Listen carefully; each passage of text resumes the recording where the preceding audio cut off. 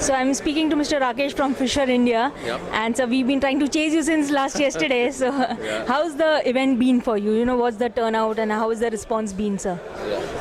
The event is very good actually. In fact, we participated last year also in this show, and as compared to last year, I see it's much better this time. The crowd which is coming actually is also quality crowd, and we are getting quite a good interesting inquiries from customers, and I can see a trend that customers want to invest into measuring tools and other things for checking the quality, the final quality and quality of their products. Because in India, traditionally, a lot of people used to pay emphasis on the production. Quality is always secondary actually. But now I see a lot of shift that people really want to also ensure that to check the quality before they ship it out to the customers. So I see it's a good platform for these kind of interactions. Right, sir. Sir, in terms of measurement, could you tell me how are the trends and technology moving ahead, in terms of measurement for surface and coatings? If you see in the surface finishing itself, as you know, there are a lot of coatings which are coming up actually, and especially these coatings come in the very thin ranges actually. You see, earlier times it used to be quite a thick coatings. Now we're getting into nanometer levels and all. So it's a big challenge for the measurement technology as well to cope up with these new coatings which are coming up. And Fisher being the world leader actually in coating thickness measurements, so we are also coming up with new latest technologies basically to ensure that we are able to provide reliable and precise measurements to our customers. Yeah. So since you were talking of measurements and your solutions, could you tell me, some of the latest technology that you are coming up with, and some of the innovative things that you've done for the industry? Right.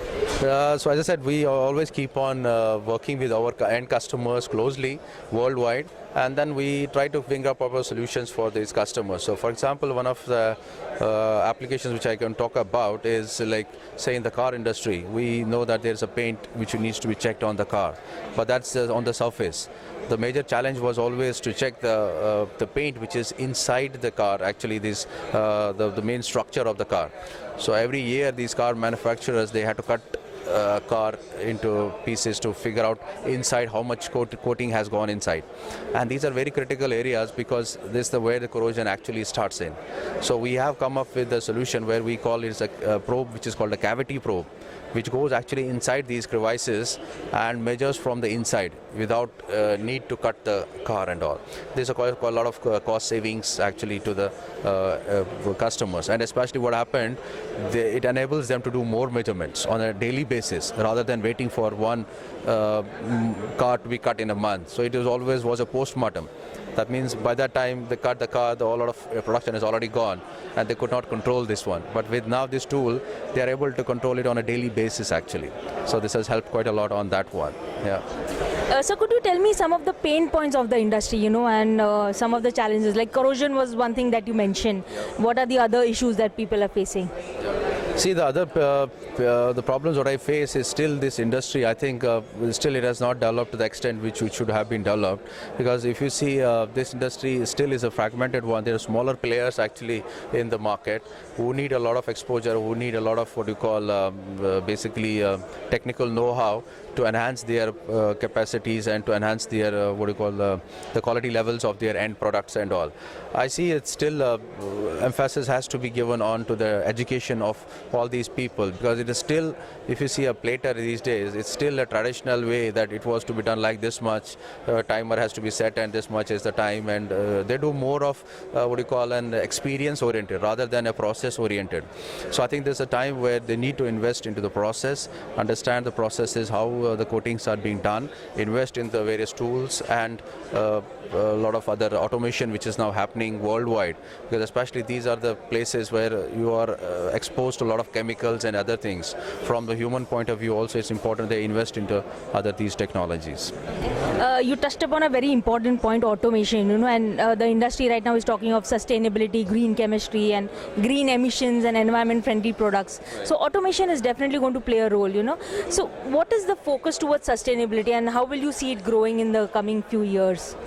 Sustainability, I see, the sustainability is basically more because of the business and all, and I see India is a sweet spot now. All across the world, we say India is the place to be in, and we see a lot of multinational companies who are interested in getting into India. So basically, as the business comes in, it grows in, and India again is going to become a manufacturing hub. So a lot of investments anyway will happen into these things and all. So once the business grows up, and these norms will also come in place, because multinational companies, if you want to export from India, then you had to meet these regulations and other quality norms and all. I think that should help the people to get more sustainable business and this thing coming forward. So there is a lot of emphasis on Make in India also. So you think it growing in the future, where maybe next measurement device would be in India, or greatest innovation would come out of India. Is that a possibility kind of thing?